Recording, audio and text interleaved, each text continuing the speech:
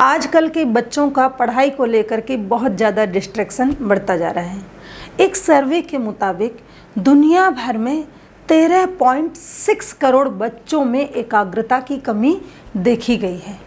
ये कमी क्यों है या इसका मुख्य कारण क्या है, आज इन्हीं चीज़ों की हम इस वीडियो में चर्चा करने वाले हैं।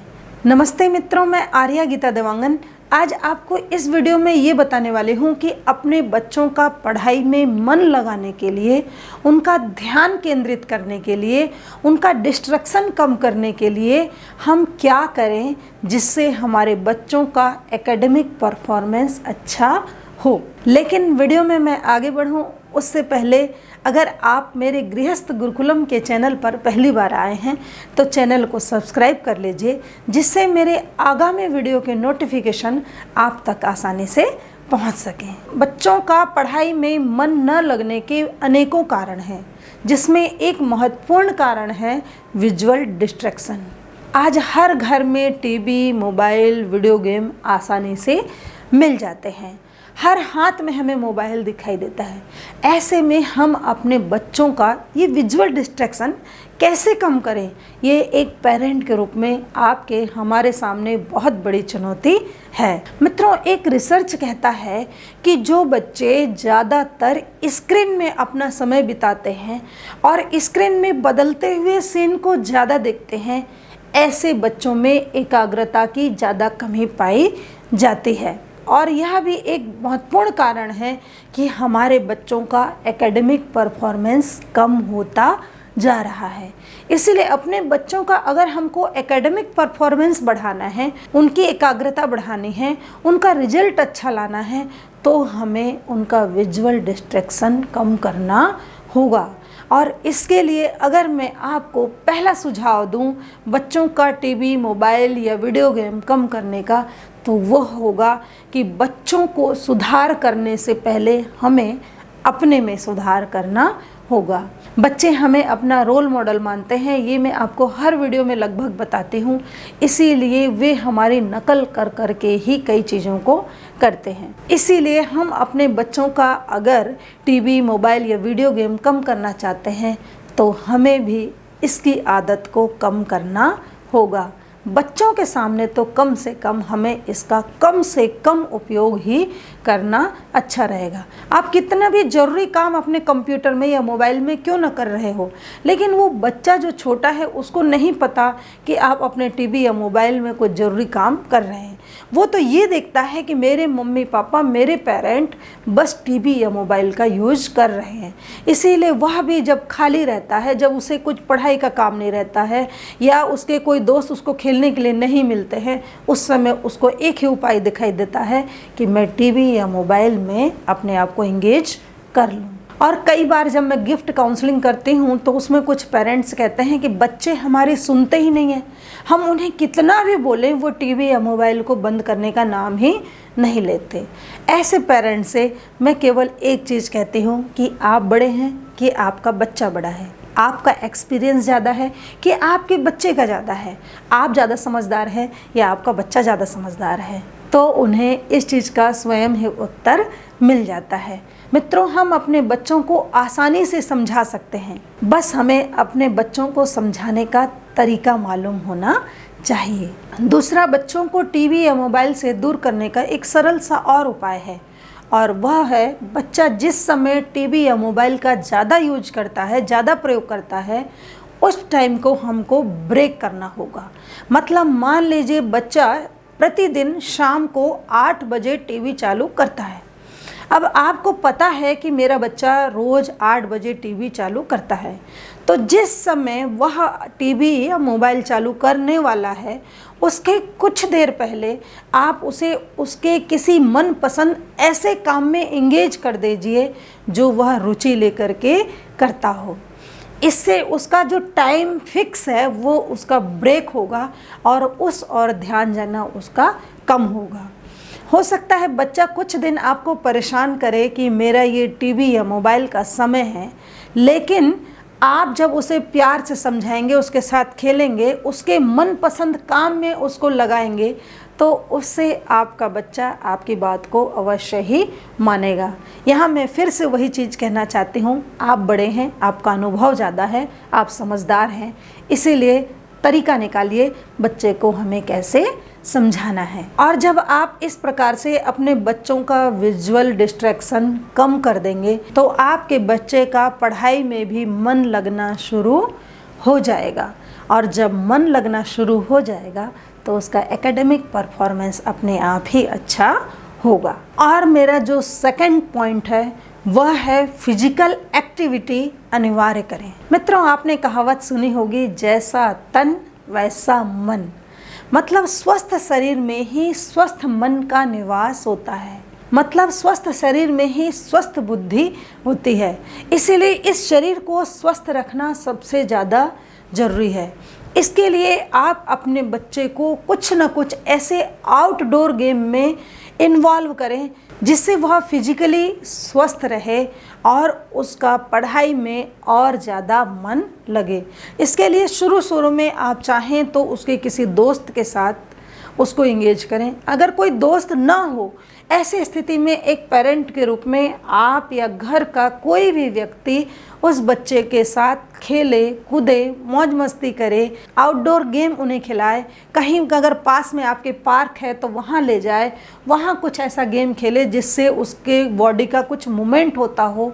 इससे आपके बच्चे का मस्तिष्क सक्रिय होगा और मस्तिष्क सक्रिय होने से उसका पढ़ाई में और अच्छे से मन लगेगा। आजकल एक बात लगभग हर पेरेंट सोचता है कि मेरा बच्चा मल्टी टैलेंटेड हो। सोच बुरी नहीं है, लेकिन इस सोच को पूरी करने के लिए बच्चे को सुबह से शाम तक कभी ट्यूशन, कभी स्कूल, कभी कुछ एक्टिविटी, कभी किसी हॉबी में उसको डालते रहते हैं, जिसके कारण बच्चे को अपने फिजिकल एक्टिविटी के लिए, खेलने के लिए, कूदने के लिए समय नहीं मिल पाता है। और बच्चा अपने स्कूल का होमवर्क तो करता ही है, साथ ही उसके पास ट्यूशन का ऊपर से और ज़्यादा होमवर्क आ जाता है। और मैं दूसरे शब्दों में कहूँ तो बच्चा इस कारण से अपने बचपन को जीना भी भूल जाता है। मित्रों, याद करिए जब आप और हम छोटे थे, कैसे खेलते थे, कूदते थे, इधर उधर भागते थे, क्योंकि हमारे पास बहुत सारे ऑप्शन होते थे खेलने के, कूदने के।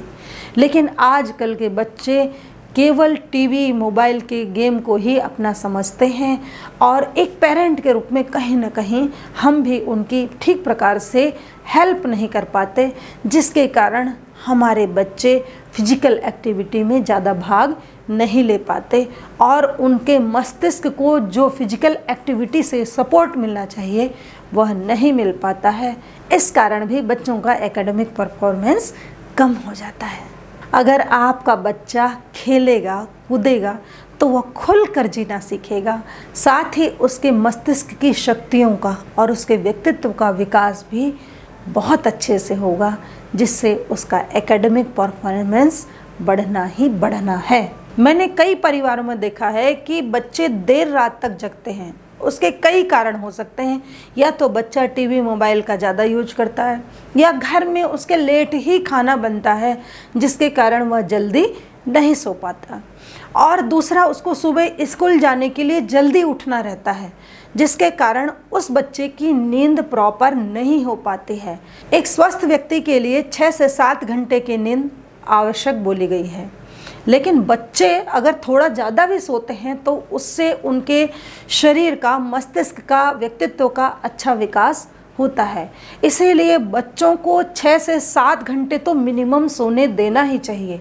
आप अगर बच्चे को लेट से सुलाएंगे, लेट से वह खाना खाएगा या टीवी, मोबाइल या किसी स्क्रीन में ज़्यादा समय बिताएगा तो वो जल्दी नहीं सो सकता, और उसको सुबह उठना अनिवार्य होता है क्योंकि उसका स्कूल का समय होता है। ऐसे में बच्चे जब नींद पूरी नहीं कर पाते हैं तो उनका पढ़ाई में ध्यान केंद्रित ठीक से नहीं हो पाता। इस कारण भी बच्चों का एकेडमिक परफॉर्मेंस डाउन होता है। इसीलिए बच्चे को भरपूर नींद दीजिए। मैं ये नहीं कह रही हूँ कि बच्चों को दिन में भी बहुत सुलाइए। दिन में अगर 10-15 मिनट भी आराम कर ले तो बहुत है, बच्चों को बाकी उसकी भी ज़रूरत नहीं पड़ती है। लेकिन रात की जो 6-7 घंटे की नींद है वह अगर बच्चे को न मिले तो उससे उसके विकास पर, उसके मस्तिष्क पर बहुत गहरा प्रभाव पड़ता है, जिसके कारण उसका एकेडमिक परफॉर्मेंस भी डाउन होता है। इसीलिए बच्चों की प्रोडक्टिविटी को बढ़ाने के लिए उसे आप भरपूर नींद दीजिए। और मेरा अगला पॉइंट है, बच्चों की पढ़ने की जगह फिक्स हो। हमारा सोने का जगह हो, चाहे हमारा खाना खाने का जगह हो, चाहे हमारा खाना बनाने का जगह हो, हमारे घर में सब चीज़ें फिक्स होती हैं। लेकिन बच्चों की पढ़ाई की जगह हम फिक्स नहीं रखते। उसका रीज़न ये है कि हम समझते हैं कि बच्चा कहीं भी बैठ कर के पढ़ सकता है। लेकिन मित्रों, आप किचन में जाते हैं तो आप किचन का काम करते हैं, आप बेडरूम में जाते हैं तो सोने का काम करते हैं। ठीक वैसे ही बच्चे का जब एक पढ़ने का जगह फिक्स होता है तो उसकी पढ़ाई में मन लगाने की, पढ़ाई करने की इच्छा होती है और बच्चे का एक माइंड सेट हो जाता है कि यहाँ बैठना है मतलब मुझे पढ़ना है।